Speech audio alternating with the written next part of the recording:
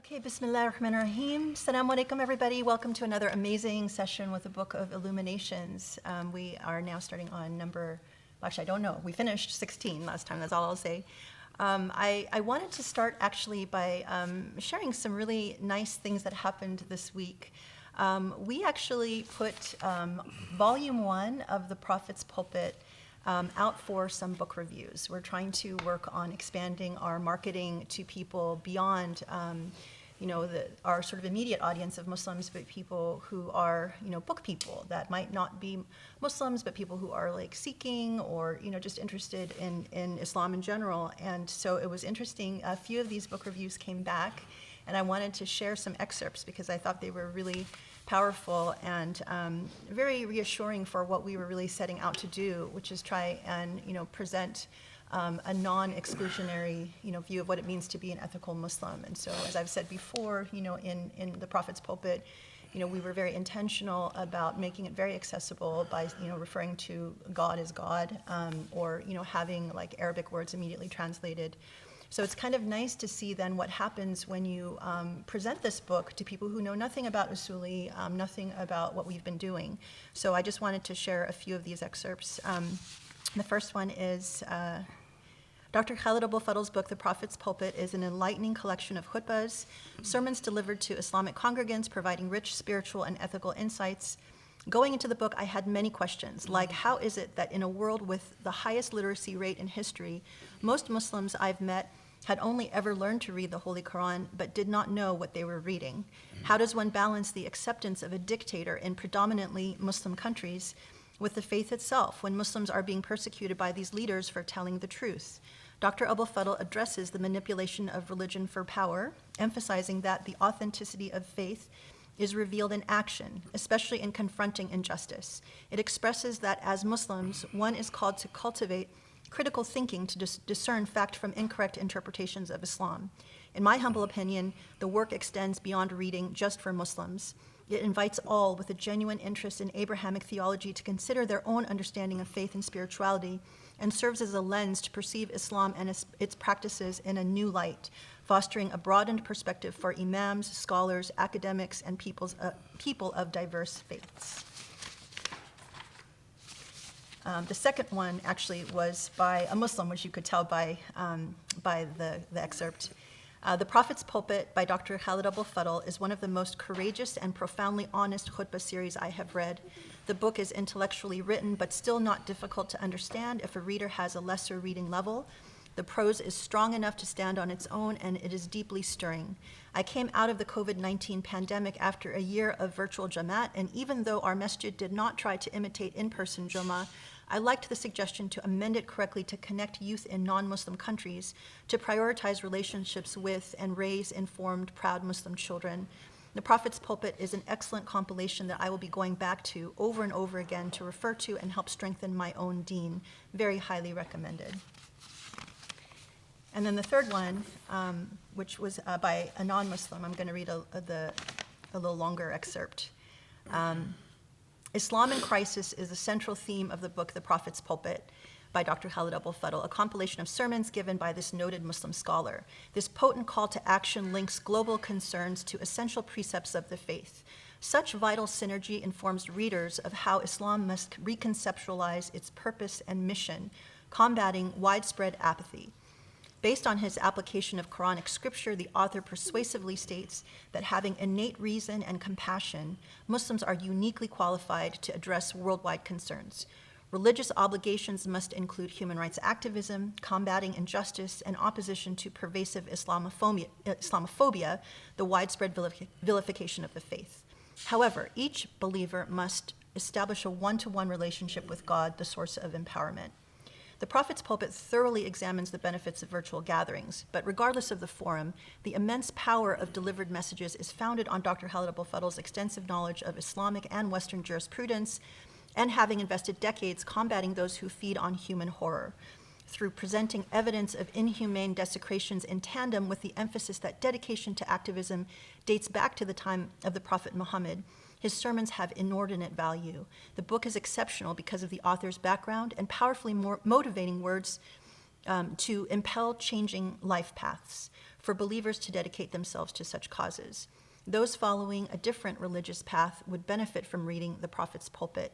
Its wealth of insight offers much to Muslims and those of other faiths. I really wanted to share those because obviously these were really powerful reviews, and two of them who were non-Muslim made a point to say that people who are not Muslim should read this book and would value from it. And I feel like that is such an incredible validation for the power of this work and the power of this message, because even like as I'm working with our book industry marketing people, it takes some effort to explain that what we're doing is not just for Muslims and that we're trying to reach out to anyone who cares about the world, because it's a message for humanity. And so when we receive these types of validations, it's such a good feeling, and I wanted to share that with people here. And then, from that, I actually want to highlight yesterday's really, really powerful, important khutbah.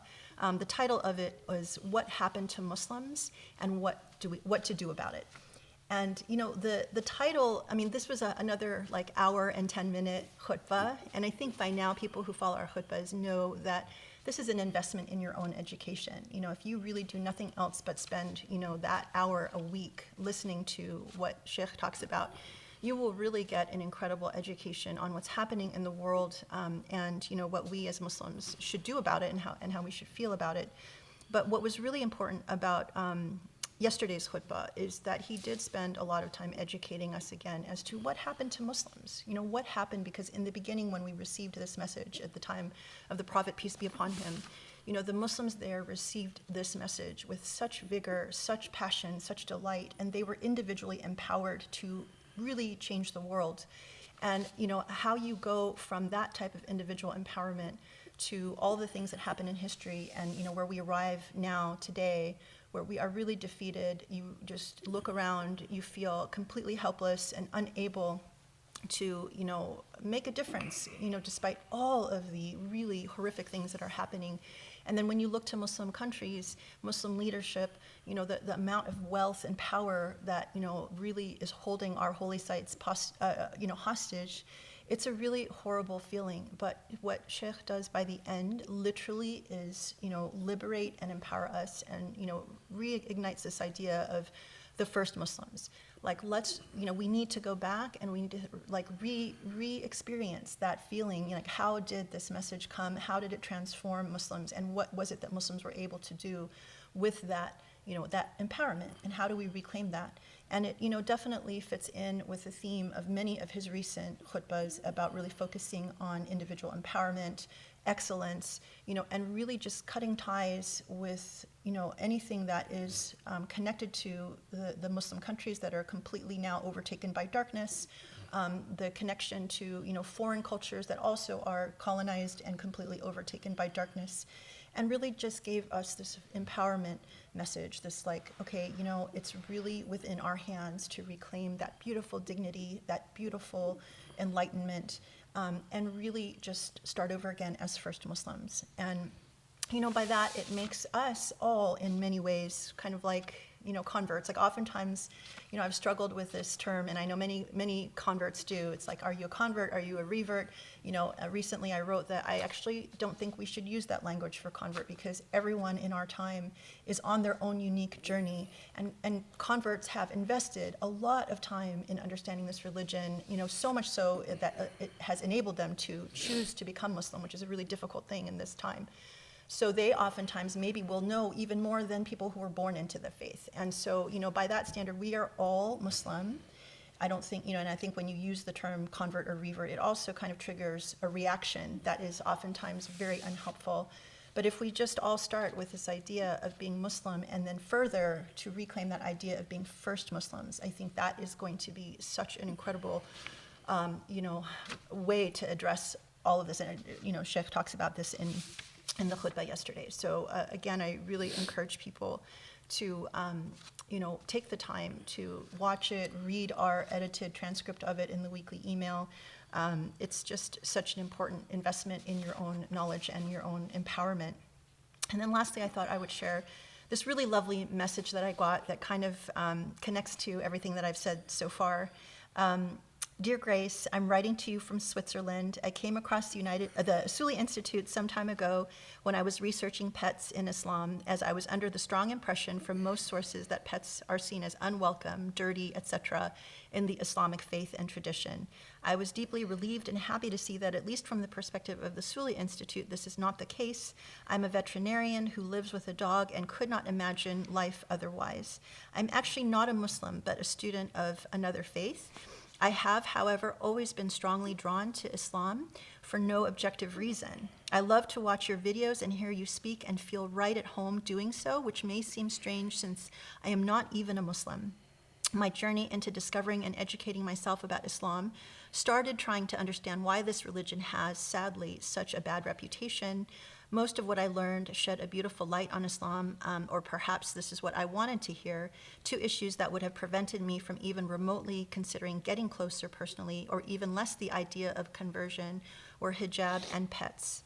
Now I understand from yours and the professor's teaching that neither is or should be a concern. I am so tempted to meet a local Islamic community, but I am also concerned, as you may understand, it is such a lonely and confusing road on my own. I mean, this is so beautiful. Again, the idea that, someone, first of all, in another country, I get a lot of messages from other, places around the world, which is always just so humbling and so exciting. For someone who is a non-Muslim, who feels at home when she watches our halakas or videos or whatever it is she's watching, which to me, again, is just such a beautiful validation that, hopefully we're doing something right, that if people tune in and they feel like they are comfortable with what we're saying, that this is not something foreign, it's not exoticized, it's not something that feels just off, as we often experience with other maybe Islamic spaces. It's so lovely, and I'm so grateful, and I hope that people will continue to find us. I think what we offer is something really special, and for especially the idea of being first Muslim, starting again. We've now done the entire Quran, so this Quranic tafsir is extremely empowering. Now we're going beyond to the book of Illuminations. Every week you can tune in and watch a khutbah to find out what's happening in the world and Sheikh's response to it. All of this is so empowering, it's so liberating, and it's such a gift. And so, I'm just so grateful to Sheikh for this incredible knowledge and this opportunity, and I'm just so grateful for all of these messages of validation and confirmation that what we're putting out there is of value to people. So thank you so much, and with that, I'm so excited to continue on this journey, and thank you for being with us. Bismillah ar-Rahman ar-Rahim. Wa subhanallah walhamdulillahi rabbil alameen. اللهم صل وسلم وبارك على الحبيب المصطفى محمد النبي الأمين المرسل رحمة للعالمين خاتم الأنبياء والرسل أجمعين وعلى آله الأطهار الميامين وعلى أصحابه المختارين وعلى من اتبعوا بإحسان إلى يوم الدين. اللهم اشرح لي صدري ويسر لي أمري واحلل عقدة من لساني يفقهوا قولي يا رب العالمين.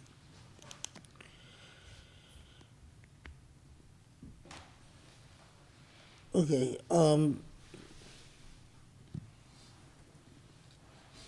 in the last halaqa, we completed the first 16 principles,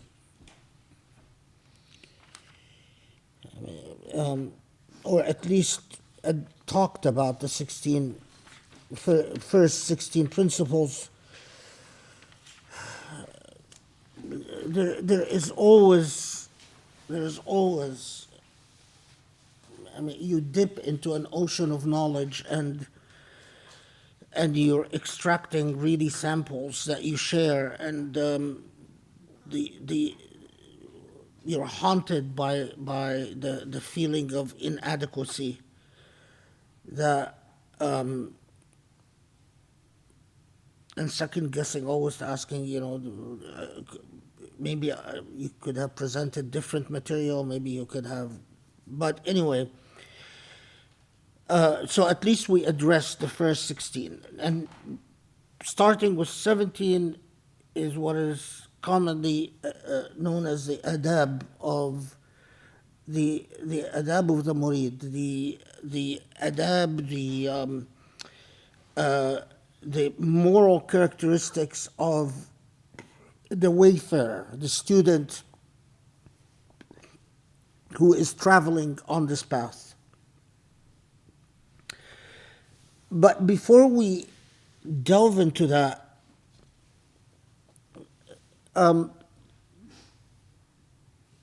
there are a couple of things. First, in response to queries and questions,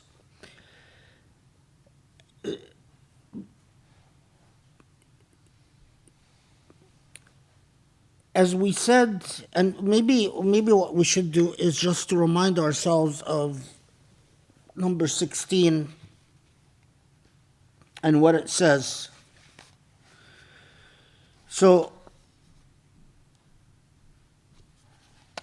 I'm just going to read the translation for convenience sake.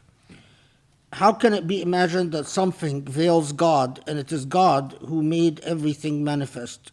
How can it be imagined that something veils God, since it is God who manifests through everything?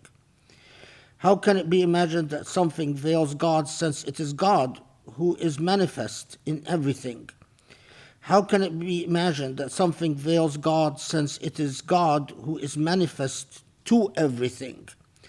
How can it be imagined that something veils God, since God was evident before the existence of everything? How can it be imagined that something veils God when God is more evident than everything? How can it be imagined that something veils God, since God is the one alongside of whom there is nothing? How can it be imagined that something veils God when God is closer to you than anything? How can it be imagined that something veils God, since without God there would have been no existence for anything? What a marvel it is that existence appears in non-existence, and how the contingent has been established alongside of God, who possesses the attribute of timelessness. Now, if you go back to what we said in the halaqah, you find that my translation is different in particulars, but that preserves the basic essential idea. Now, at least people who are interested in this path are familiar with, at least have some familiarity with the idea that existence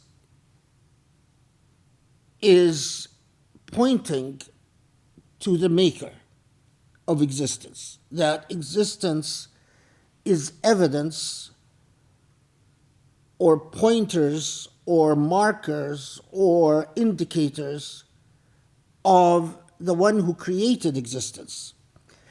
And because of this, they're also familiar with the notion that it is as if existence is a veil to the reality of God, that God manifests through existence, and that by reflecting upon existence, you access the creator of existence. But as I said in the last halaqah, the point in especially the last three principles, 14, 15, and 16, is that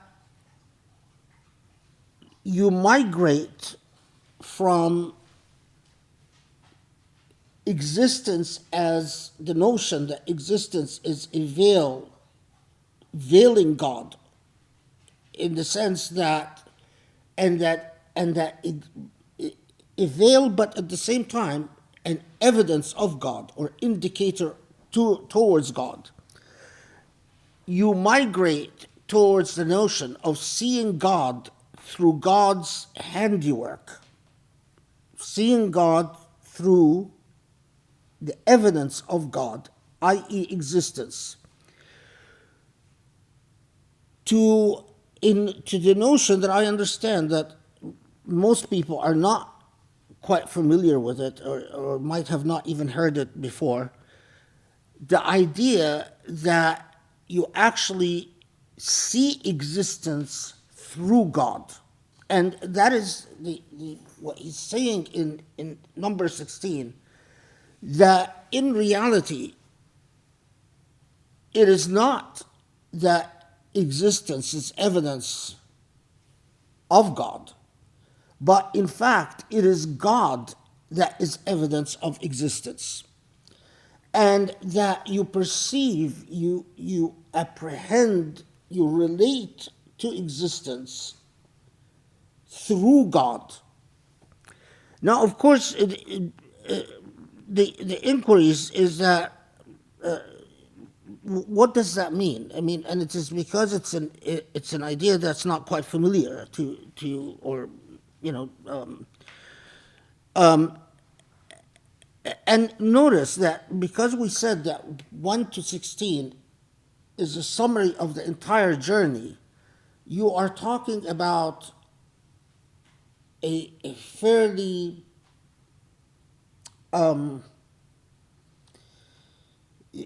you are talking about a level that very few get to actually experience, leave alone fully understand and comprehend. But can we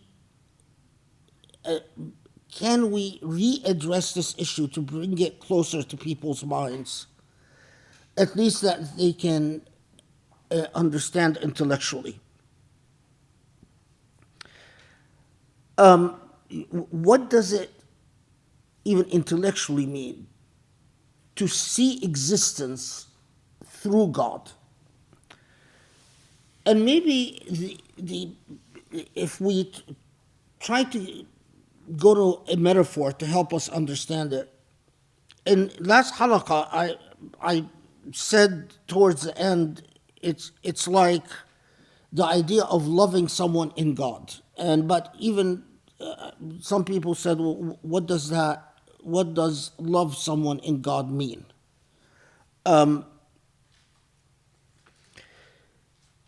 Let's take the following example. I don't know if any of you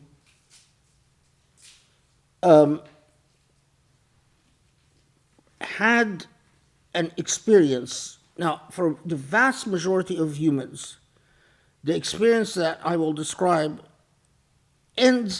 turns out or ends up being merely an illusion. It ends up being unreal. But the experience is that you love someone, you at least believe that you love someone, and you are so taken by this person, your emotions towards this person are so overwhelming that you literally hang at every reaction and action by this person. So you are so overtaken by this person that your entire being, if you glimpse a smile on this person's face, it's as if your world brightens up. If you glimpse a frown, it's as if your world darkens.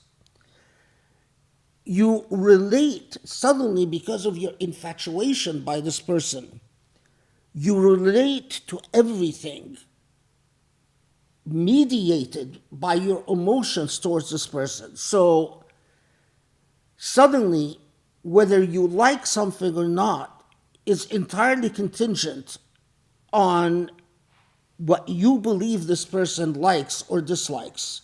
So suddenly, because of this infatuation, you find yourself relating to music, relating to even perhaps food, relating to all affairs of your passions. all affairs that define your passions through your perception of this person's consciousness. Now, it is interesting that this experience of infatuation is quite common when human beings are young and before it is sort of closer to their innate nature. The older they grow and the further away they get from their innate nature, the further away they travel from the experience of infatuation. And we, in human society, we call this maturity. And the reason we call it maturity is that because living experience and reason has taught us no infatuation that involves a human being to another human being is justifiable on rational grounds.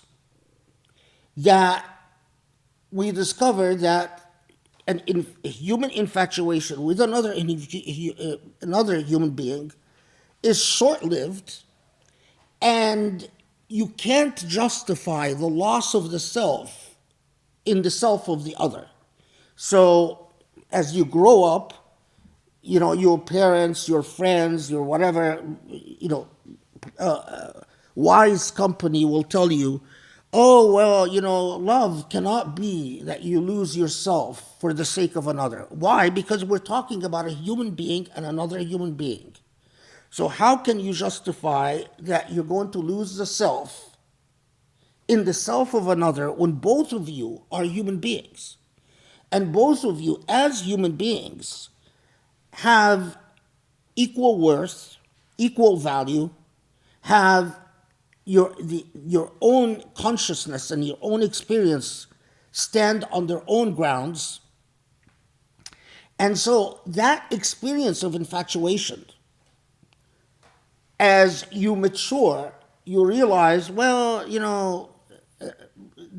human love towards other human beings should not be that way. I should not define what I love or what I prefer or what I like. I should not relate to the world through the self of another. Now, where we migrate to is augmenting our own self. So we don't relate to the world through the self of another, but we relate to the world towards the self of the self. Everyone follow? So, okay? So we relate to the world through the self of the self. And we say, well, okay, when I was a kid, I could be infatuated with X, Y, or Z, and because of X, I now enjoy experiences that I didn't enjoy, I have preferences that I didn't have, or I define my identity through my relationship. But as I grow older, I submit to myself and to myself alone. Meaning, I will ask myself, what do you prefer? What do you like? What do you want? And that's my boss.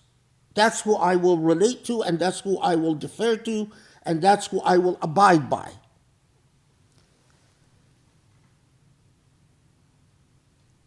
The entire journey that is described in 14 to 16 is, in some ways, you could describe it as requiring you to step out of that logic and realize something. It is not just that diluting the self in the self of the other doesn't make sense, but that abiding by your own self doesn't make sense. That the other is a contingent being. created being. You are a contingent being. You are a created being. And what it tells you is the only real self,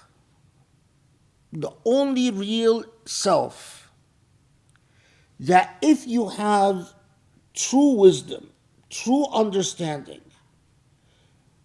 the only real self that even philosophically is worthy of full investment is الذات الإلهية, is the divine self. It is the creator, the owner of everything. Because you appear in this life, you have consciousness. You don't understand consciousness, and no one understands consciousness. And then this consciousness comes to an end. And you come as a visitor and you leave as a visitor. The vast majority of people, through their journey of consciousness, gain no perception that allows them to understand why they were given consciousness and why their consciousness was extinguished. It is beyond them, if you will. They just experience things in a purely reactive fashion,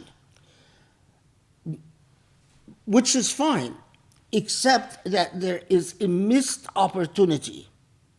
And the missed opportunity is to know the eternal self, the self that has no beginning and no end,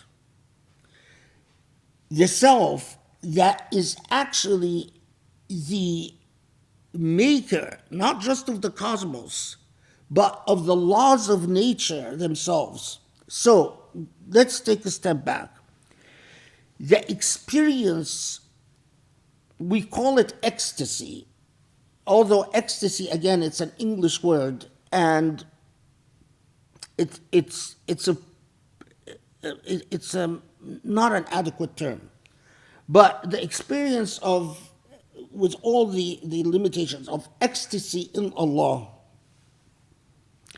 that experience is literally an experience in which you abandon the self of the self, you come to that awareness, the same awareness that you most of us achieve, not all of us, but most of us, that you cannot dilute the self in the self of another human being. You come to that awareness, but you come to it about your own self. And you invest your entire being in the self of the divine. And your hawa, your likes and dislikes, your passion,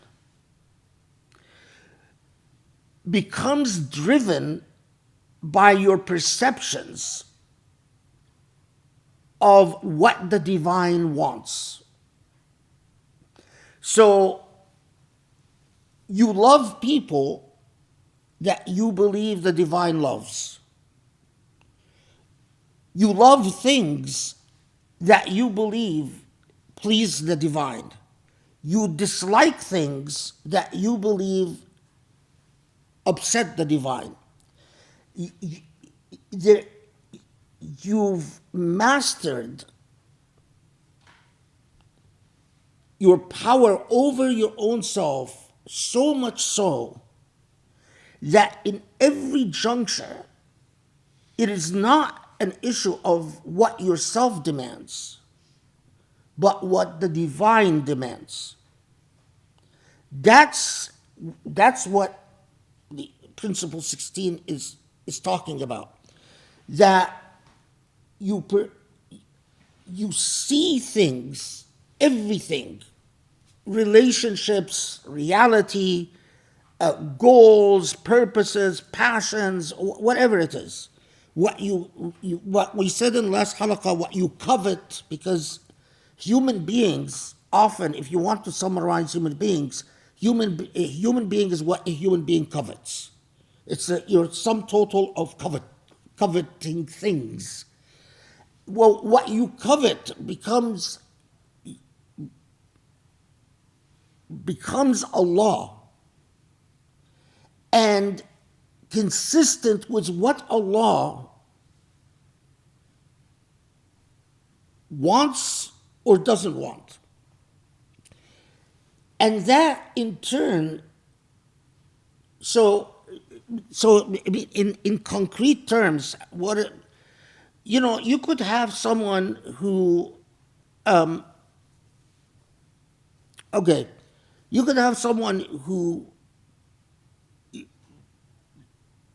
is so impressed by an expensive latest model car that literally it's as if their heart skips a beat at the idea of purchasing what they want. I mean, this very luxurious car, or let's say an expensive home, a fancy home in the best area. Their happiness and their sadness often becomes their relationship to this material thing. So much so that if they lose it, it's as if their world has darkened. If they have it within certain, whatever their self covets, it's as if their world brightened. What Principle 16 talks about is that how you relate to a home that you live in, how you relate to a car that you move in or that you're transported in, how you relate to relationships, how you relate to jobs, is all mediated through your relationship to Allah. So, literally, how does it make a difference in concrete terms? You'll find that your heart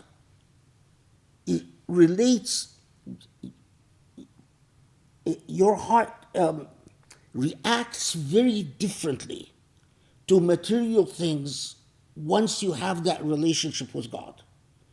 It is as if you can put a person in the most expensive home in the world, and their only passion or feeling, how does it serve my relationship to Allah? There's very little beyond that.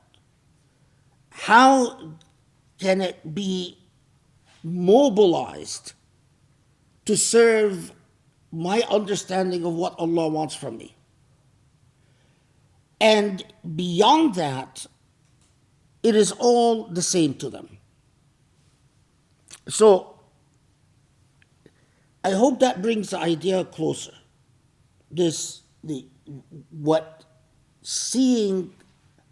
Relating to the world through a relationship with Allah. The other thing I wanted to mention before we get into all the adab material is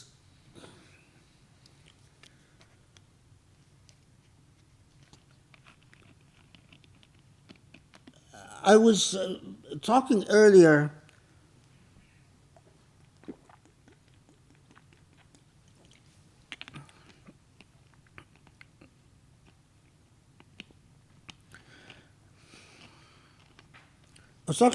about how difficult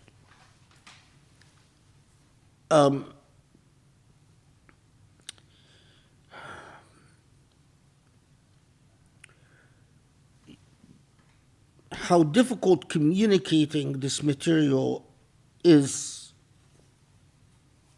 perhaps particularly for me. I mean, in part, when you are learning this material supported by communities of meaning and existing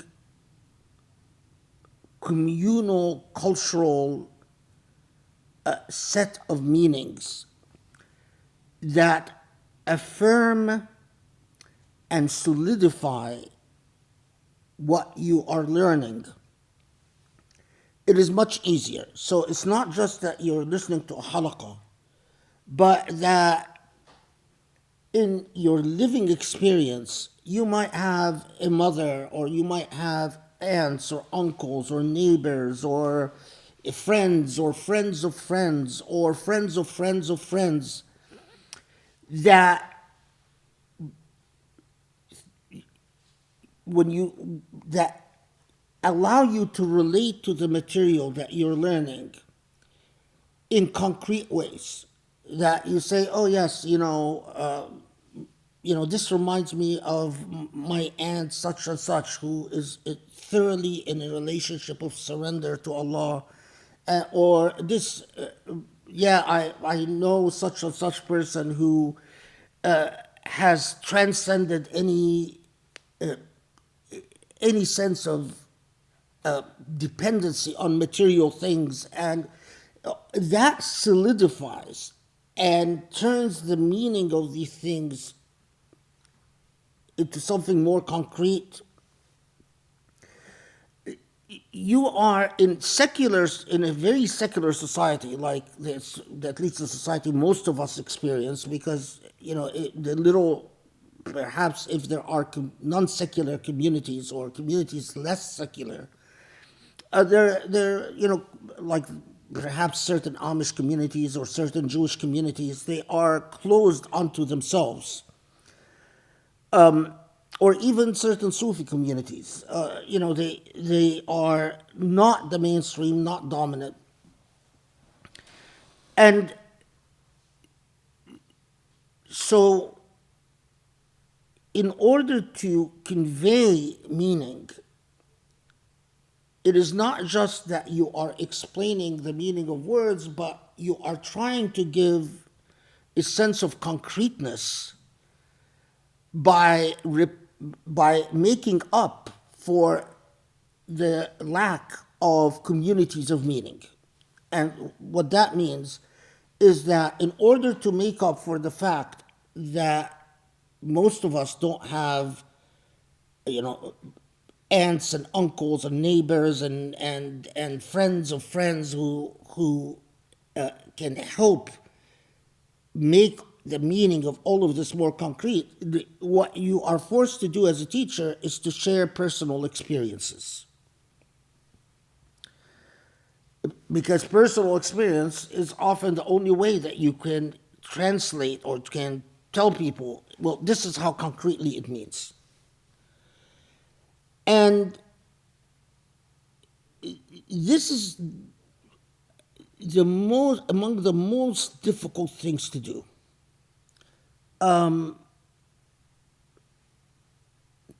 Because everything in your training is built on effacing the self, on negating the self, not affirming it. And when you share personal experience, whether you like it or not, you are bolstering the self. You are sort of saying, well, here are the experiences of the self. And it is just very, this is an important point to keep in mind, because of what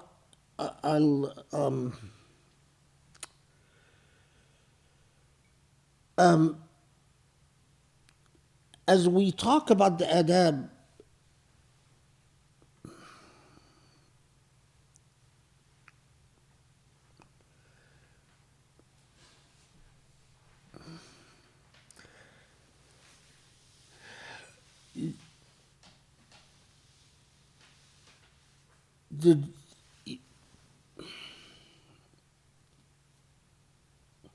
it's it's very hard. And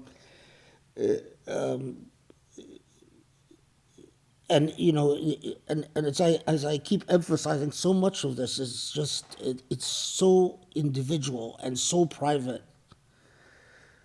But let me say this.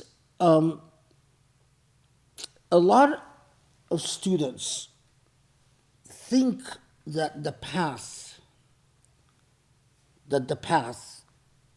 is to do dhikr and then to somehow sit and reflect upon Allah and they're not sure what to reflect on because they okay, so should I just sit and think and count all the ways that God is merciful? Well, as we will see,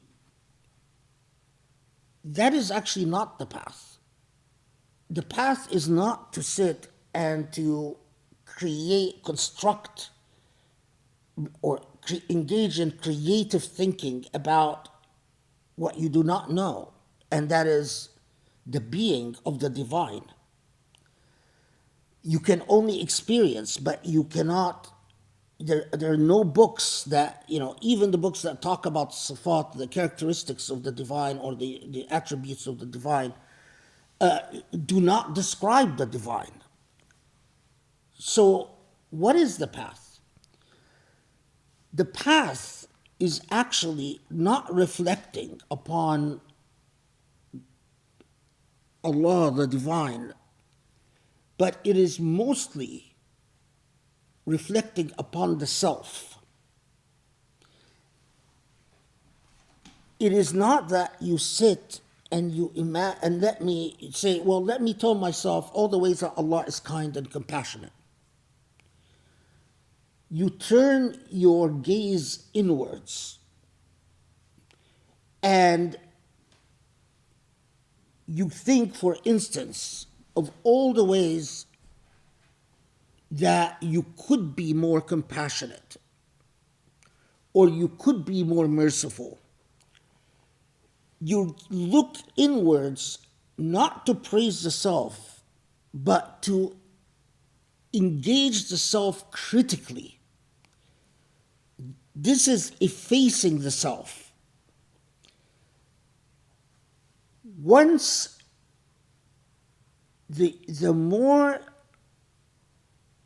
you humble the self, the more you gain mastery over the passions and excesses of the self, the more Allah comes to you without effort. And I always get the question, well, what does that concretely feel like? Because people don't have communities of meaning. A lot of people don't have a mother or a father or an uncle or aunt or a neighbor of a neighbor to share with them. All they have is,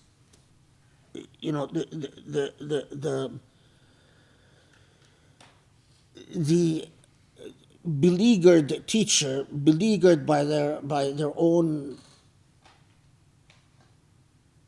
weaknesses and guilt and all the ways that they know they're deficient. So the teacher doesn't want to say anything that would seem to come off as some type of self-commendation or praising the self, because it's not worth praising. But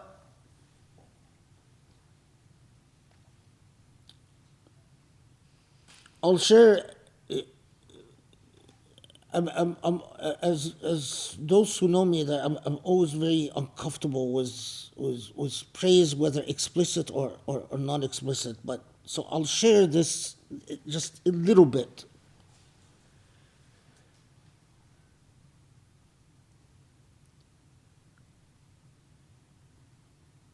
Once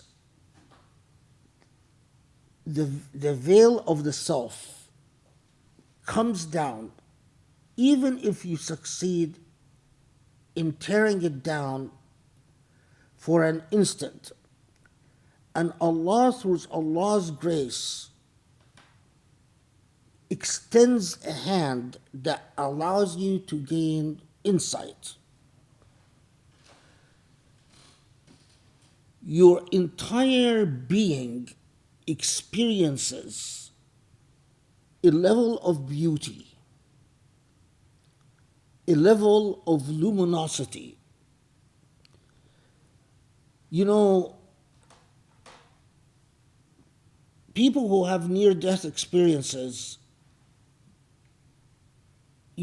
often, if you read this literature, they'll often say something like, the feeling of peace and happiness, or what I saw made me want to forget everything about earth, and when I found myself re-entering my body, I was very sad and dismayed, and basically I didn't want to come back.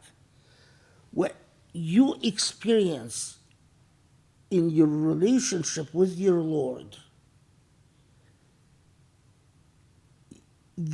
put it this way, I would happily spend the life that I've lived and add another 50 years of this life to it, or 60 years, whatever,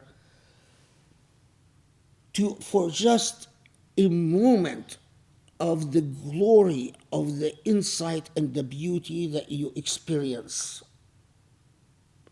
when what we call the fath, the opening, takes place. Because you truly see that all of this is not worth it. Nothing in all the material world, with all its, is even compares to an iota of the there's no words. There are no words. It's really, and it is worth every moment and every effort. It's not just that it's worth it in a selfish way, but it is worth it because it transforms your entire being into being at peace with existing in a life of service to others. And being entirely at peace, but not just that, but actually longing for the moment that this journey would be over.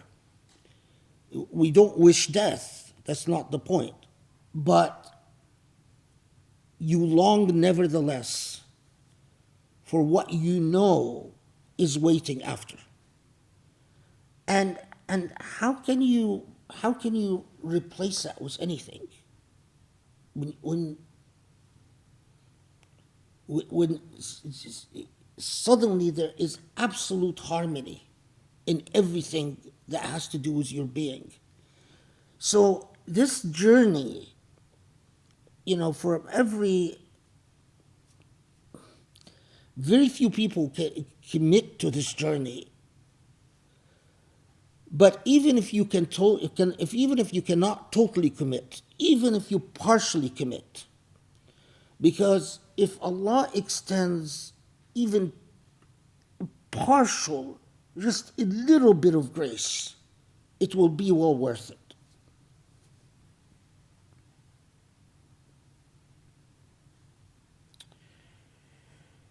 Okay, again, I feel like I didn't express myself adequately. I feel that I'm just doing a horrible job explaining what I need to explain. I feel so inadequate that I want to go in a dark closet and just lock myself up and, not show my face to people again, because I just feel like words are not helping. There are emotions, experiences, and words just come to these emotions and experience, and they just melt as if they're nothing, like they're just so inadequate. That's why law is such a relief. You can sound very intelligent when you talk about law and feel very competent and go around saying a bunch of technical jargon nonsense. But that's not the real thing. That's all just pretenses and lies. But when it comes to the real thing, it's when the feelings of inadequacy are just overwhelming. I can't go to a closet and lock myself up, but I'll go escape in the restroom for a minute. So let's take a minute break. Okay, see you in a minute. Bismillah ar-Rahman ar-Rahim. I have a confession to make. So I went and saying, Allah help me, help me. And is everyone back? Okay. And this is what came to me. So inshallah it's from Allah. Inshallah. Recently I saw someone, Grace showed it to me. Someone had written something that say, I wish I could persecute Abu Fadl and two other people he mentioned. I no need to name them. And you know, the emotion that comes to me is I agree. I wish I could persecute me. I mean, it doesn't realize how much that self. And I know, of course, why. And it is, the perception is because Abu Fadl is so liberal. You know, he always wants to rethink things, to not make people's life difficult, and not to go after people, and not to condemn people, and so on.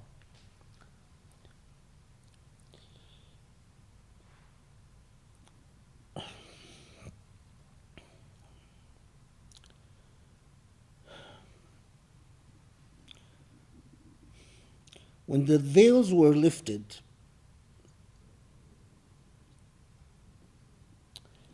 and what I saw and what I experienced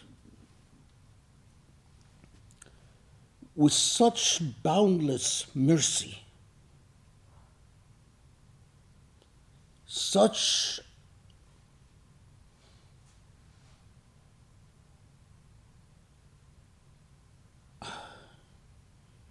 waves of rahmah.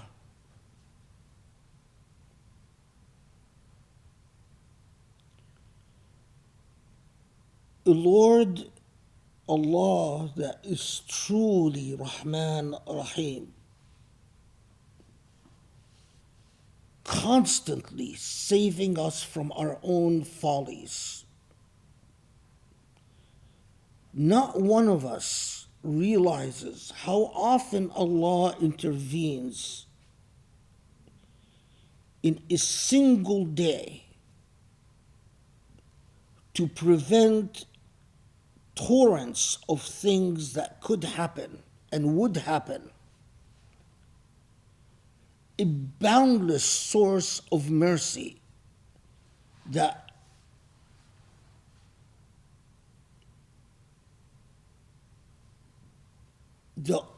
your entire being is transformed. That the only passion that is inside of you is a passion of forgiveness and mercy.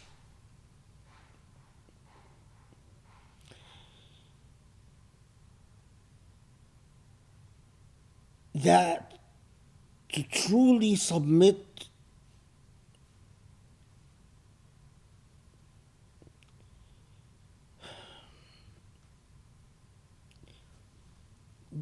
what would you pay for that? What would you give to truly understand that? This is the path we're talking about.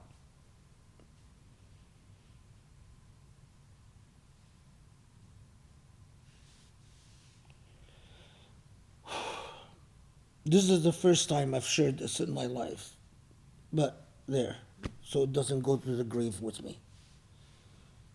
You have no idea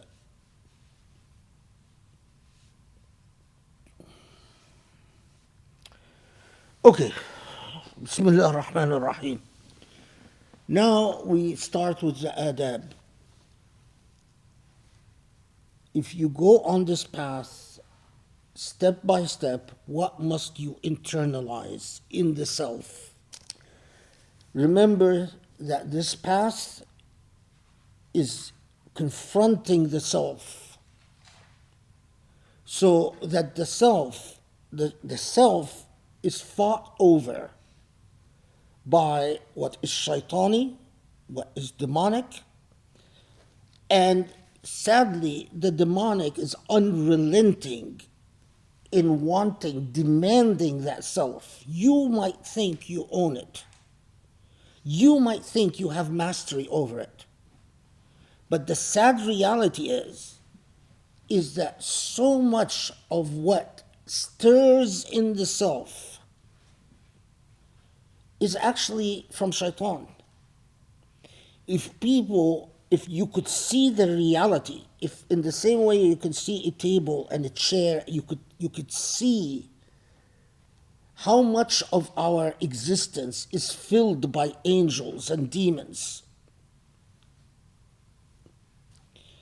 and that the self, in its so many of its passions and its jealousies and its cravings, although you have the illusion of independence and autonomy, it is actually shaitan who is behind, staring at the self. And shaitan, that you've all heard that shaitan's biggest trick is to convince you that shaitan doesn't exist, or the devil's biggest trick is to convince you. I don't know who first said that, but anyway, the greatest delusion that shaitan thrives on is to convince you that you have autonomy and independence and integrity. So saying, no, these are truly yours. This is who you are. If you only knew. And so when you confront the self, you are actually demanding, ultimately this journey is to recognize that your true self is malakuti, it's divine. And to cleanse the demonic from that self and to stay away. You have no claim over the self because it belongs to God. So go to number 17.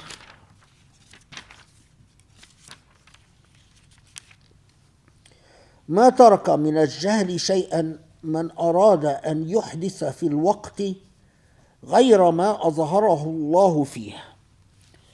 Okay, so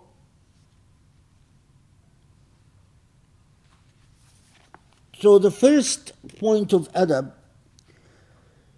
this is again just a raw translation. He has not abandoned any part of ignorance who wants to bring forth something in any time other than which Allah has made manifest at that time.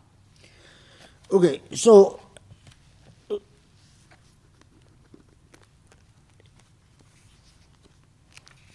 if we, so make sure I don't forget. Yeah.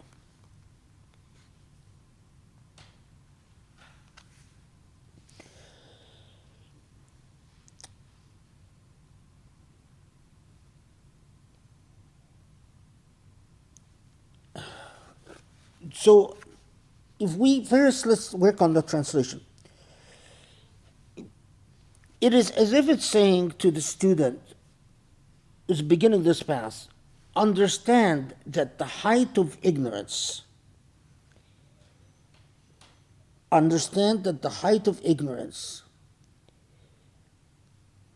is being at odds with what your time unfolds before you.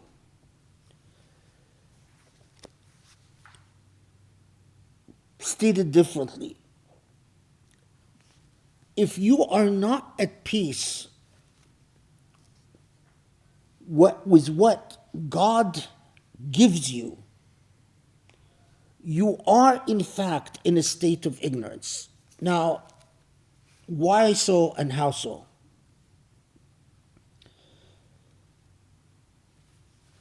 There is a very old saying in this field that it goes something like this: السيف الوقت كالسيف من لاينه سلم ومن خاشنه اصطلم.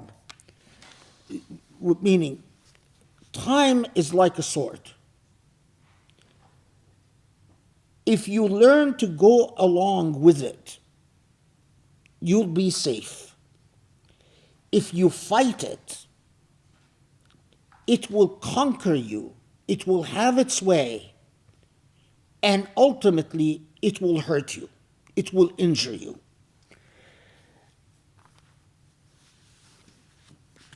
Now, so attitude towards the very idea of what Allah allowed to occur, without getting into everything being predestined, because I don't believe that, but that destiny in the sense of what happens to you and with you and before you that you do not have control over. Whether it is destiny or not, that's not the issue. The issue is that Allah allowed it to happen. It allowed it to unfold and for you to experience it. And that if you do not learn to be at peace, meaning accept whatever comes as it comes and go from there, you will be constantly in a state of friction with your fate, which will ultimately avail you nothing. They say من نكده الوقت فالوقت عليه مقت. That's another very old statement, that whoever fights with their fate is ultimately a curse on them. Now, so many people confuse between this, they think what that principle means, what this point of adab means, is that it is saying be passive and don't work to change things. And that's not the point. That's completely wrong. It is talking about your emotional, moral being. I could take the fact that being born in the family I was born in, or going to the school that I went to, or being married to the person I married, or being not married to the person I'm not married to, or whatever. I could take all of that with a constant refrain of I wish it was different. But where will that take you? It is the most illogical thing, because I wish doesn't accomplish anything other than open doors to shaitan inside of yourself. If you want it differently, work towards it and ask Allah to help you. But accept whatever Allah gives you. So, whether you are not forbidden from desiring a change, but you are counseled against being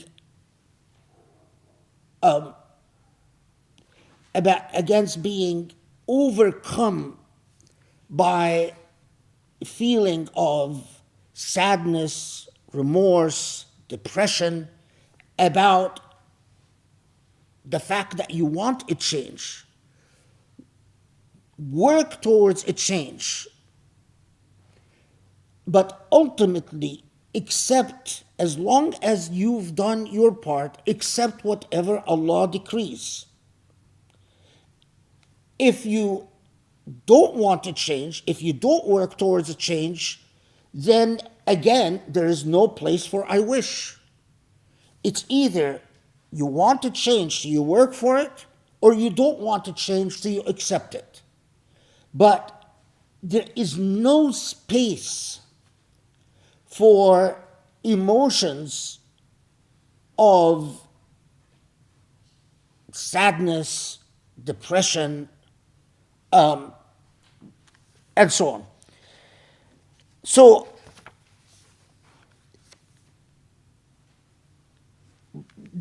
from this principle, there is another very critical point. They say the distillation of this principle is تعامل الخلق على الشريعة تعامل الخلق على الشريعة. No, I've got it wrong. Hold on. من عامل الخلق على الشريعة. There is a difference between تعامل النفس على الشريعة وتعامل الخلق على الحقيقة. That's it. That when it comes to dealing with you and others, how you relate to others, what the question before you is, what does the will of God demand of you? So if I experience something that vis-a-vis my relationship with others that is wrong, and wrong per my understanding of God's will, then I work to change it. I work to obtain compliance with Sharia. Why? Because what I demand of myself is consistency with God's law. But as I relate in terms of how my emotions and my feelings about others, I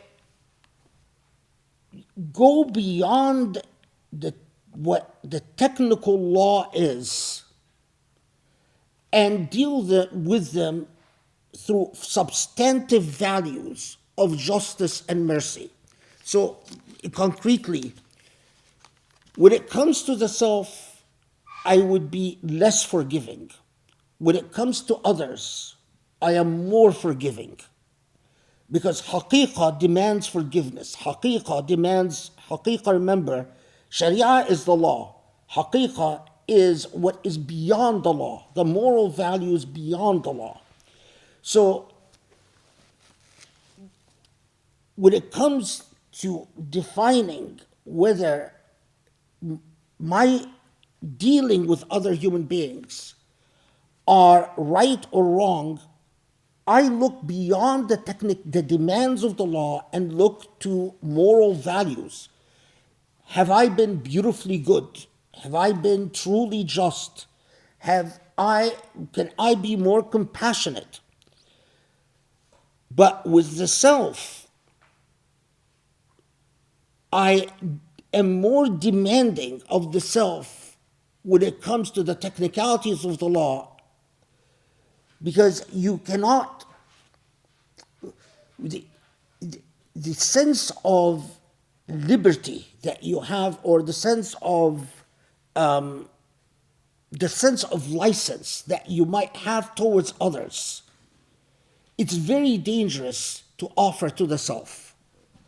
So in this path, you'll find that you are far more demanding towards yourself. You demand, and of yourself what you don't demand of others. If what you demand of others exceeds what you demand of yourself, that's a clear sign of hypocrisy. If you find that when it comes to yourself, you give yourself breaks, that when you come to others, you are always know-it-all, and you always are happy to tell them what they should and shouldn't do, that's a clear sign of hypocrisy, a clear sign of a malady, of disease. It is exactly the opposite.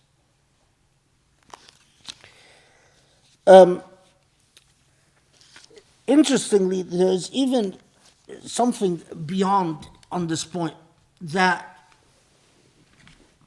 and this one I think it is in Ibn Ajiba. Let's see.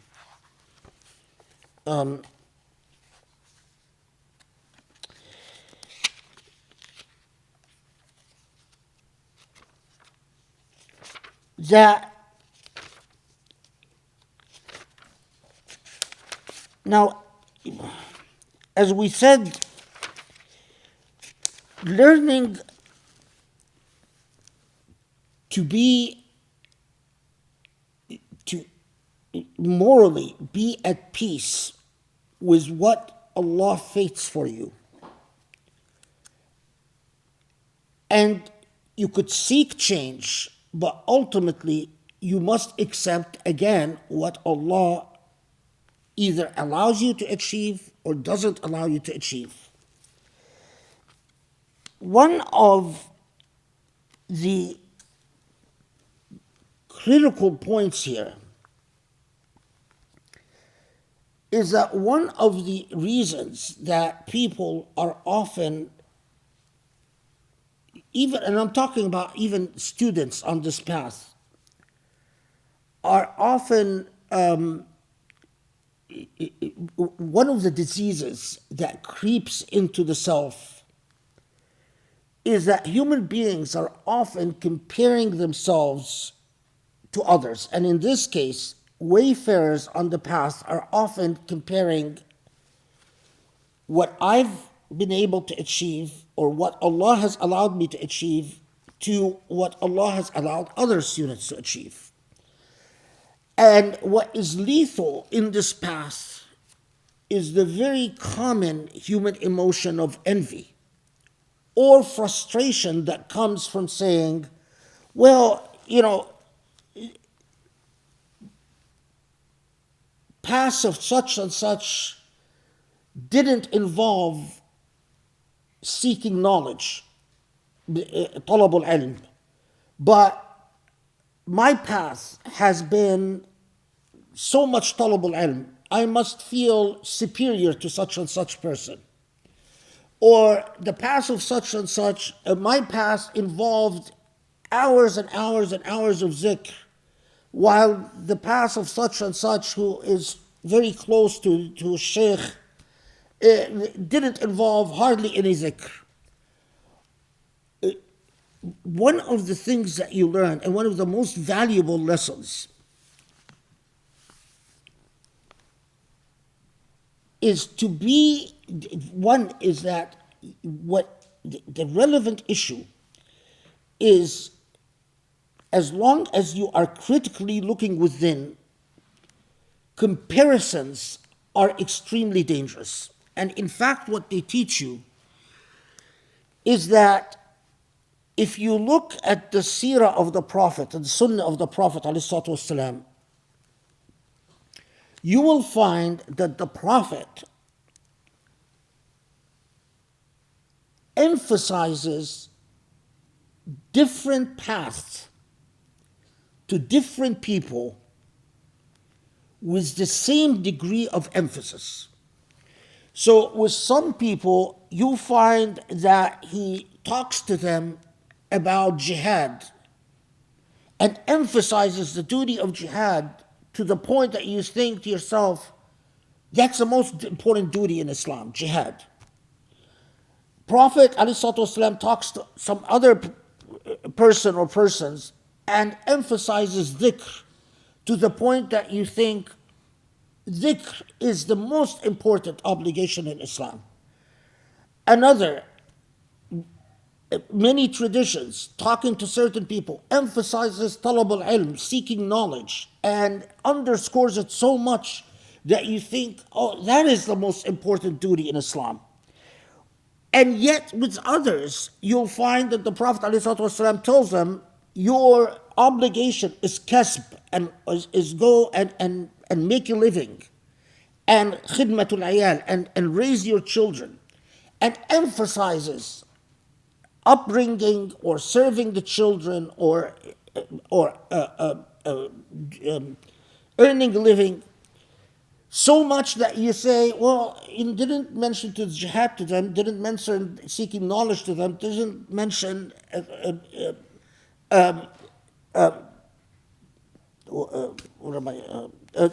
didn't mention dhikr to them, but told them, just work very hard at earning a living. Yet, you'll find that the Prophet ﷺ with some people emphasizes khidmah, that serve other people, but not jihad, not seeking knowledge, not dhikr, not even earning a living, but told them, dedicate yourself to serving this or that cause. And what the ignorant, their self is drawn to whatever their passions define as most important, and they cling onto that and hold it over people. So if their self is drawn to jihad, they'll say the true path is jihad, that anyone that doesn't follow jihad is a lesser being, or the true path is seeking knowledge, and anyone or the true path is dhikr. The Prophet ﷺ was emphasizing different paths to different people, because that is what the Prophet ﷺ knew was appropriate for the needs of their self. And the path to Allah can have numerous venues. It cannot have a venue that is haram. So no one can, say, I'm going to go be a belly dancer and that's my path to, Allah. That's absurd. Although, nowadays you do hear people say stuff like that. But the path to Allah could be through seeking knowledge. That could be your path. The path to the entire journey could be through dhikr, could be through jihad, could be through serving others. It could be through even earning a living and donating money for Islamic causes.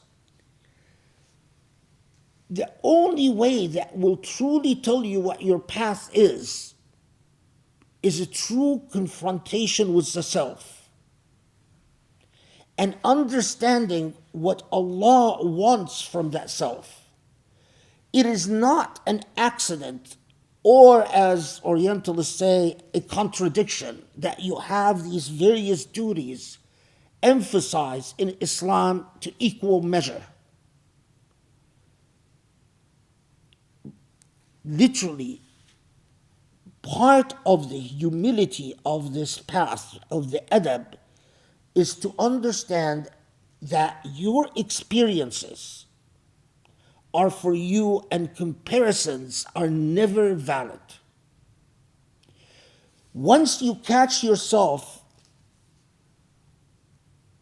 making notes, comparing yourself to teachers, to students, to family members, to friends, and allowing yourself the sense of either superiority or privilege. Well, I'm on special path and they're not. That's shaitan. This path is not for the people who want to feel privileged. This path is not for those who want to feel superior. Your teacher, if they're worth their salt, the first lesson they'll tell you, well, I'll tell you something about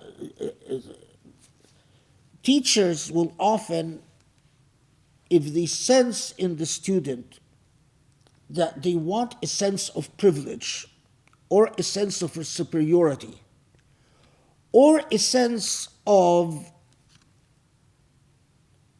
pumping up the selfish ego. In other words, that this is the way they sense their self-worth, is through this Islamic thing. The teacher will keep putting you off, away from this path, until you confront the self and cleanse it. Because commencing on this path with an attitude of, this is my way to feel special in this world, always has disastrous consequences. This is not a path for those who seek money, those who seek prestige, those who seek privilege, those who seek distinction. This is a path for those who are infatuated by their Lord. What they long for is to lose the self in Allah subhanahu wa ta'ala. To even put it simply, what they long for is Allah. And this I've seen with where a teacher will say something like, okay, understand, go on this path, but you are not allowed to teach anyone, not especially your family members. You are not allowed to give fatwa to anyone. You are not allowed to, in other words, everyone is going to know that you're studying with the sheikh. Well, anyone that asks you anything, say, I don't know. And then the teacher will tell the student, and I might not ever give you permission to teach. You might actually meet your Lord, never having taught anyone, not even your family members. You don't know. I know, since we don't have students, we're not engaged in this part, I'll tell you, this is a test. If the teacher senses that the student is unhappy with this, they're disqualified. And say, the path is not for you. Wait.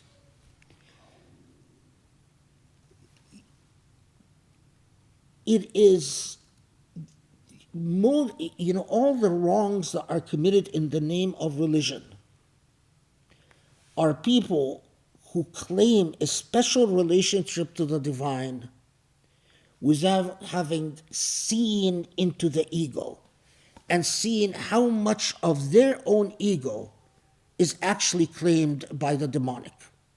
And so they take the divine and graft it onto the demonic, and the consequences are disastrous. How many religious people, unfortunately, this is experienced by a lot of women, how many women have married people that they think are very pious and very devout, only to discover that they're demons? And to discover their demons through their religiosity. What do you think is happening here? The divine was grafted on a demonic base. Of course, it can happen from women as well, and there are a lot of men who, have had that experience, and not, but it just tends to happen more from men to women. Okay, so before I do that, let me make sure I didn't miss anything. I could all walk.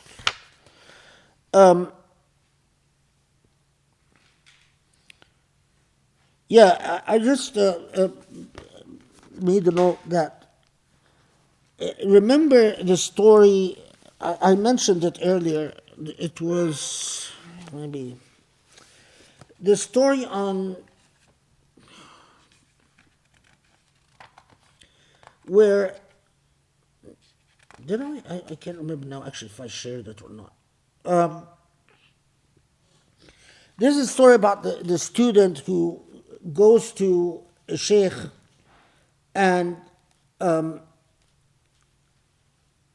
tells the sheikh that, no, I did mention, tells the sheikh that, I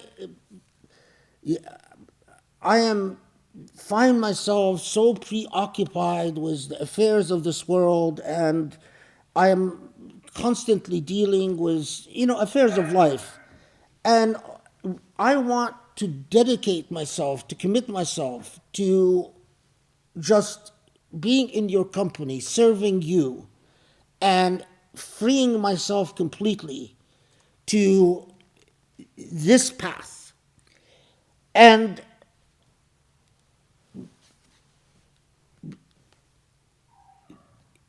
when we encountered this story before, the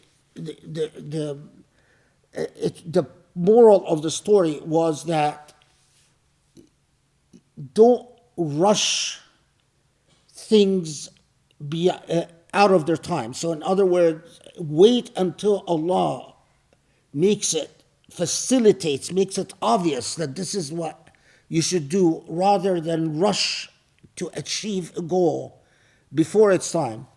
In this context, the details of the story differ a little bit, because the sheikh tells the student that first learn to be thoroughly at peace with the demands of life that you confront. When you find your hawa, your passion, consistent with Allah's will, then you are ready to accompany me.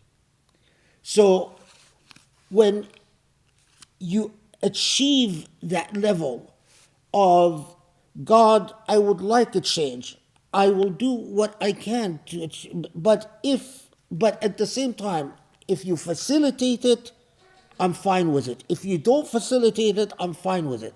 That same principle is that learn to be at peace with what life unfolds before you. Work towards what is right, or you could, as we said, work towards a change. But the other thing that I made a note to mention is that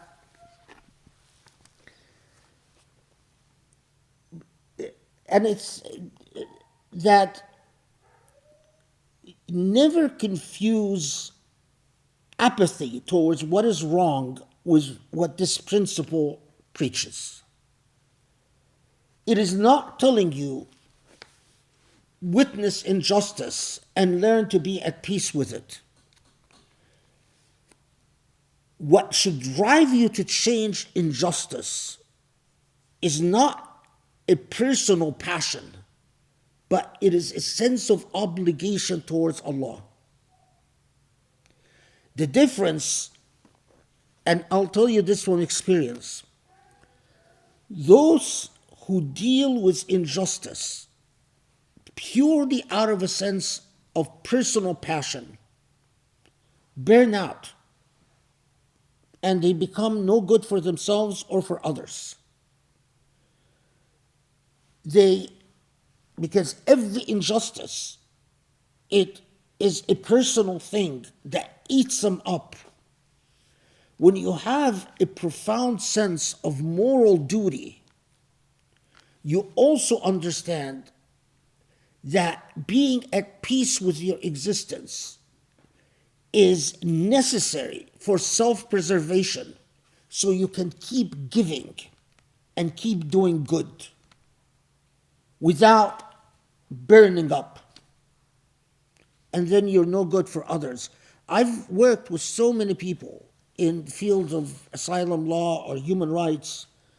They're full of passion for a year or 2 or 3, and I'll tell you what happens. They're very giving at the beginning. And I can see their faces and I can see their eyes as they start burning out. And then what happens is after 3, 4, 5 years, they burn out. The next thing, I can always predict it. They come, okay, I've decided and I know what's going to come next. They've decided to accept an offer from a big law firm that's going to now pay them thousands of dollars to, in other words, they've burned out. But because it was always, they're never at peace with their world, they've grown to a point where they became jaded and they gave up the fight. So it's not that you're going to now no longer be involved in human trafficking, in fighting human trafficking, and you're going to do other good. No, they decided to going to join the corporate world and make hundreds of thousands of dollars, and they gave up on the idea of good.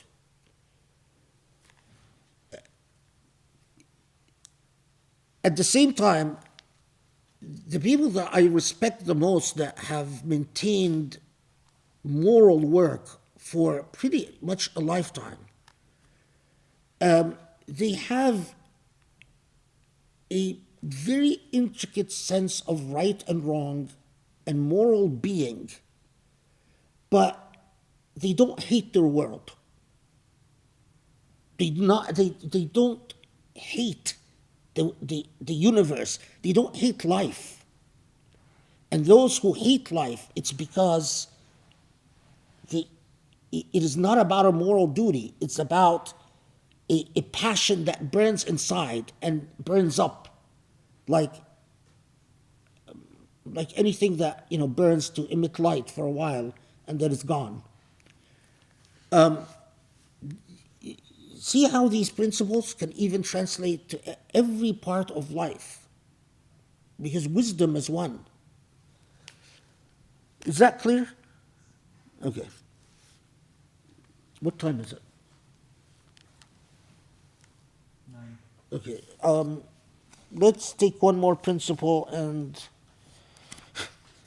I had planned, my plans are always ridiculous and they never work. I said I'm going to finish go to number 24. I prepared number 24, and we're not. It looks like we're not going to go beyond 18. لا حول ولا قوة إلا بالله. Okay. What does 18 say?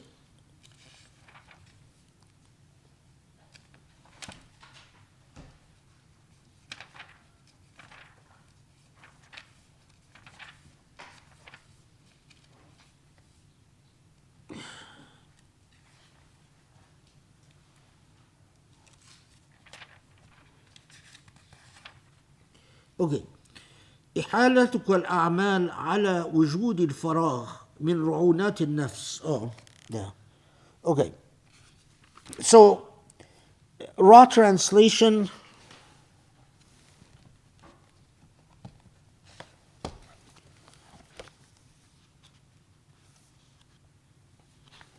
Raw translation. Your postponement of duties until the time when you have free time is one of the follies of the self. Yeah. And that's actually, the raw translation is pretty good. So,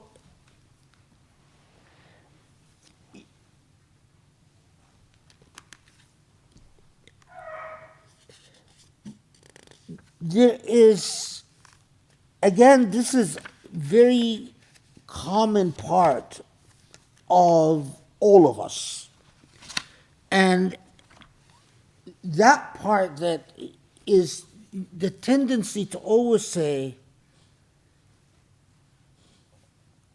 if only my circumstances would change, I would change.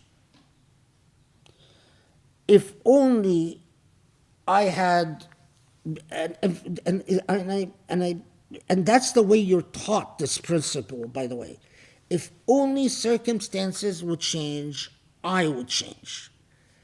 It is not that I am it's not that I don't do enough jihad. It is not that I don't do enough dhikr. It's not that I don't do enough talab al-ilm. It's not that I don't work hard enough or do enough. Or it is always in your mind or telling yourself, I am postponing it until some point of demarcation that in 99% of the time is an illusion. Whether this task, and by the way, this is what I was taught, and taught this way, whether this task is, I'm going to clean this room when XZY happens, or I'm going to cook this meal when blah, blah, blah happens, or I'm going to read this book when X happens, or that attitude, 99% of the time is equivalent to it will never happen. The true student, min adab al-talib, the morality that is drilled in you, in the same way that you're taught to be at peace with fate, but you're also taught that it is lying to yourself and lying to God to throw the burden of accomplishing something onto the fate of God. So, I will be a better Muslim, but when God allows me more free time, I will do more dhikr. But when my children grow up, or my children stop being such a headache, or that is, this entire narrative ought to be canceled. Look at what is possible within your circumstances and do it. To do a part of it, so a room, and I remember one of my teachers gave me this same exact example. A room that you say, I'm going to clean this room, but when I say, it is better to get up and clean a part of the room, clean to the extent possible, now in this moment, in the 5 minutes that you have, rather than wait a month for the 3 days that you have. That attitude should pervade everything, including and especially your relationship with Allah. Yes, because what happens is, what you condition within the self is kasal, is laziness. I will pray better, and I will pray a more focused way, and but when XYZ, it is much better to train yourself to improve your prayer to the extent possible within your circumstance than make promises, because yourself will get used to the idea and will become addicted to the idea of deferral later, some other point in the future. And a deferral is a personality trait. التأجيل, to constantly postpone, is a personality trait.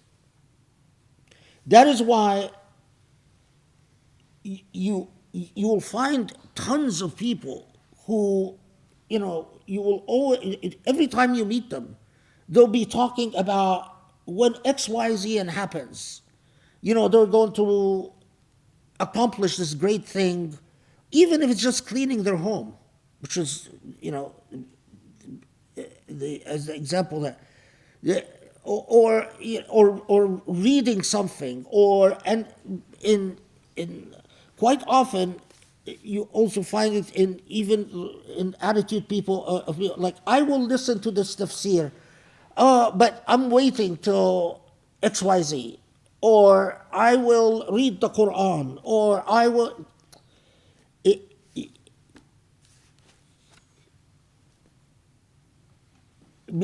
And here the expression من رعونات النفس, الرعونة means, how does translate it?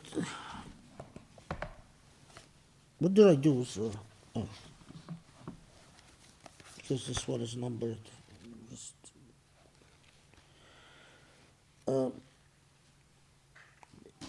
He translates it as follies. الرعونة is a folly, but it's also, when someone is a lightweight and acts in ways that are superficial, and so, someone who loses their temper, that's a ra'una. Someone who says things, starts swearing, they swear by Allah, they're going to do X, Y, and Z, that's a ra'una. Someone who promises things that they don't deliver, that's a ra'una. A ra'una is this superficiality of personality. And a ra'una always involves a self-deception. A self-deception that is not perceived by the self. I mean, a lie that's not perceived by the self. So when people say, I will do, they mean it. But what it also has becomes habitual to them, and an ingrained part of them is lying to themselves. And they live, the lie itself becomes the endorphin that makes them feel good about themselves, and never confronting the ugliness of their situation. So someone who, let's say, okay, they live in a dirty house or a messy house, and how do they feel good about themselves? Okay, you're a messy person, you're a dirty person. Well, they always have a story as to what they're waiting for before they clean up. Someone who's always ignorant, well, they always have a narrative. I'm not an ignorant person. It's not that I love ignorance. I'm just, XYZ is going to happen, and then you'll see. Well, no one will ever see, and that self will not see, and Allah knows that they are consistently lying to themselves. And that is why, if it's a characteristic, if it's a part of a student's identity, it is often fatal. Because that student, what they'll do is they will hinge their success on the unfolding of events on part of their teacher. This is something that instead of them driving their own progress and their teacher catching up, they always say, well, it is when I have a teacher that is going to do X, Y, and Z, then I will be a better student. This path, if you're driven by a passion for Allah, if you're driven by a desire for Allah, you don't wait till you have an hour. If you have 5 minutes, you spend it seeking Allah. You don't wait till you have gobbles of money to serve, to help other people in the sake of Allah. If I have a dime today, I give a dime. I have $1 tomorrow, I give $1. I have $10, I have $1,000. Those who are always waiting, they will always wait. And there's another thing that, this is again one of my teachers told me and it just stayed with me, is that it says that his experience, and actually, and I think now I think, it is right, that often people like that, they will put it off, then do something once, and then that, like clean their house once, or give money once, or read a book once, it will satisfy their ego. It will be a sense of affirmation of, see, I can do it for the next 10, 20 years. So part of what I was taught is to watch out for if you've delayed an act, delayed it, and then once you've done it, you feel so good about yourself, but you're not exactly driven by a passion to accomplish it immediately, right away, build on it, then know that your ego is deceiving you. Then shaitan has another little piece of you. Okay, have I forgotten anything? Oh, I did forget something. The Prophet ﷺ, in one of the hadiths that is actually level of tawatur, it says نعمتان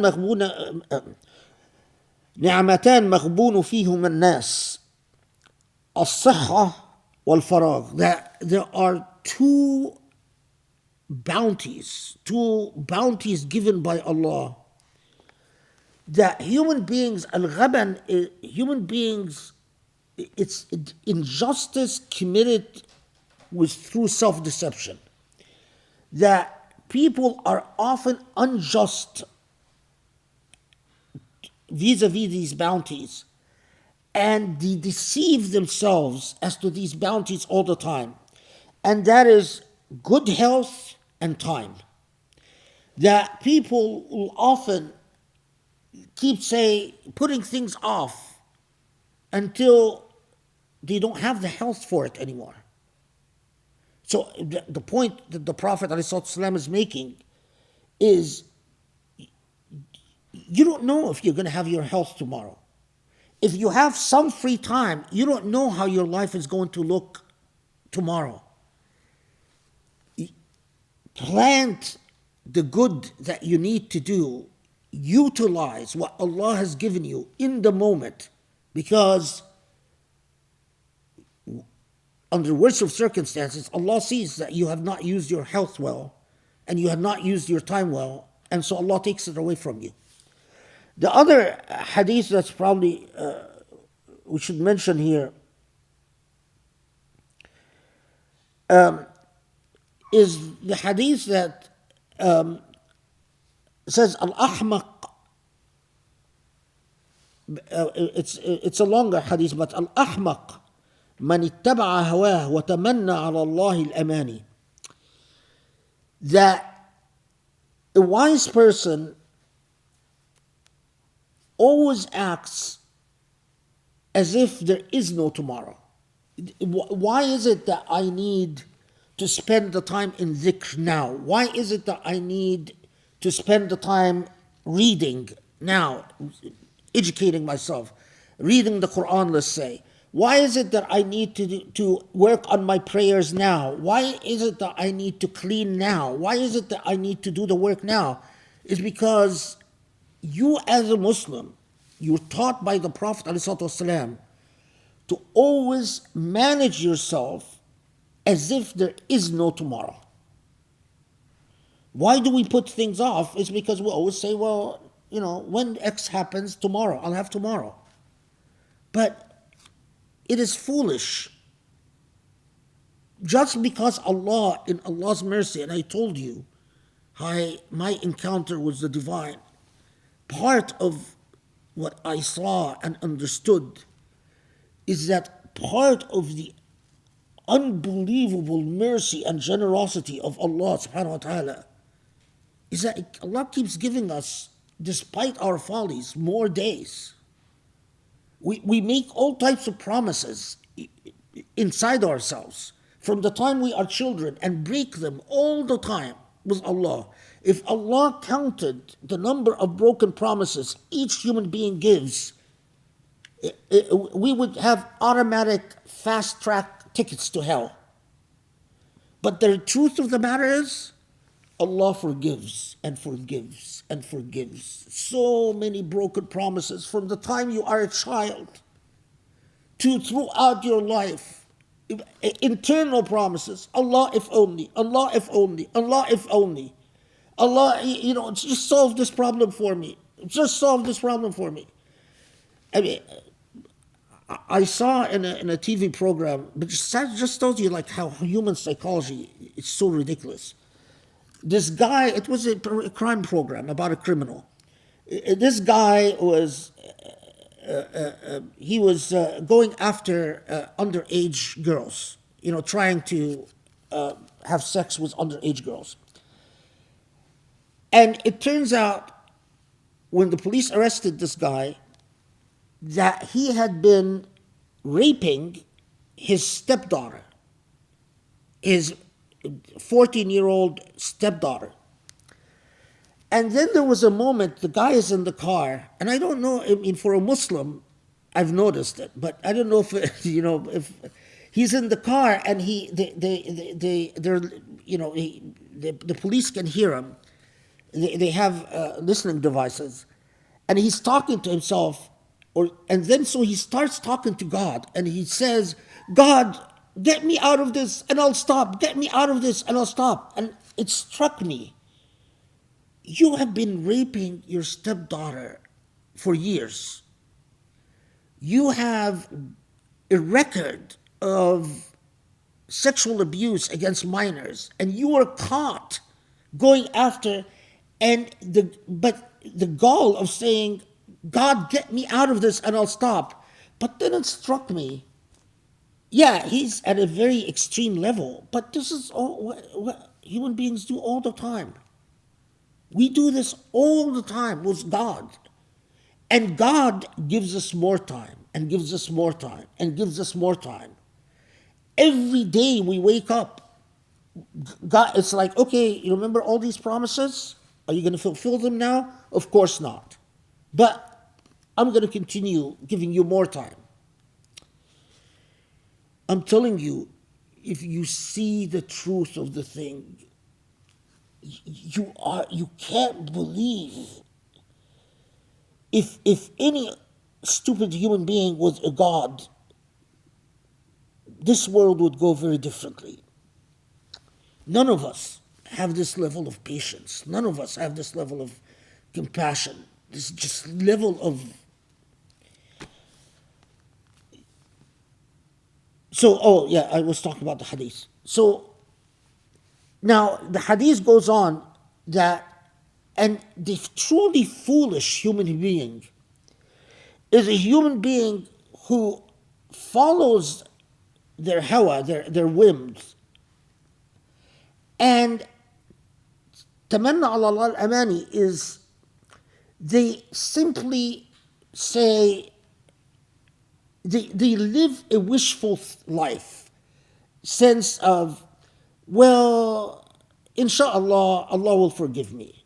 Allah Allah won't give me a fatal disease, or Allah won't cripple me, or Allah won't take all the things that I love away, or Allah won't take my livelihood, or Allah, all the things we keep saying, just we take for granted, and ultimately take for granted that Allah will forgive us and this, will attain salvation. It is the same ailment to different degrees. And what a student is taught from the very beginning is you must vanquish that ailment to all degrees within you. If you are driven by a passion to be with Allah subhanahu wa ta'ala. Remember, this is the path that if you follow, I've told you before, from my perspective, I would be more than happy to say there is a warranty that you will have the experience of the veil being lifted and fully apprehending the truth in all its glory and its all its majesty. Okay, Alhamdulillah Rabbil Alameen, and we can stop here. We've covered two principles. My apologies, but I don't know, maybe I talk too much. If any of you I've heard, I hope I didn't imagine this. I think I heard either you or someone, maybe I imagined it. Okay, tell me if I imagined. That someone said like to create like groups to Yes. come together. So I didn't imagine. No. Okay. And thank you for reminding me, because I. If any of you create groups, or if any of you become serious wayfarers, I mean, I'll know if you've done your due diligence, but I'll make an offer that I'd be willing to meet with you collectively or individually, as long as you're serious, to answer questions or give advice. Before you say that, because you could have a lot of people and not enough time. Well, So- no, it will never be a lot of people. I know. I mean, a serious path, not a lot of people. It's not going to happen. Don't worry. Well, okay. I know. I extend myself too much and end up in a lot of trouble. And I Yeah, know. because you don't want to disappoint anyone. But I mean, the good thing is that we, number one, we have now a mechanism for. I just want to encourage people. I just want them to feel, okay, if I work really hard, there's someone to help me. That's the point. It's okay. It's okay. Well, okay, so, what can I say? This is, when you talk about personality types, alhamdulillah, Sheikh is one of these people that doesn't know the word no, and so it's this constant, like, okay, I want to teach you a new word. It's spelled N-O. And so, because, it's so beautiful, but it's like if we had a clone machine, that would actually maybe solve the problem. Like everyone who writes and wants, assistance. I mean, I think the natural inclination is for him to say yes, but there just isn't enough time in the day. And, and I think that a lot of people actually have maybe similar questions that, that's why we put also a lot of content out, because, because we don't have a clone machine, the next best thing is just to try and put as much content out there so that we're not reinventing the wheel and we're preserving, the one sheikh that we have that we love. If we ask people to do their homework, I mean, now we've done the entire Quran, and I can't tell you like how many people will send in questions, and if they go through that body of knowledge, they will get their answer and so much more. And so now we have, the Quran, and now we have the Book of Illuminations, not to even speak of all the books and articles that Sheikh has written, just the immense amount of content that it's like one person produced, but that is just a wellspring of empowerment for all of us. So, I just ask people, before you send an email asking for something, just ask yourself, have I done the homework to find, maybe there's already an answer out there.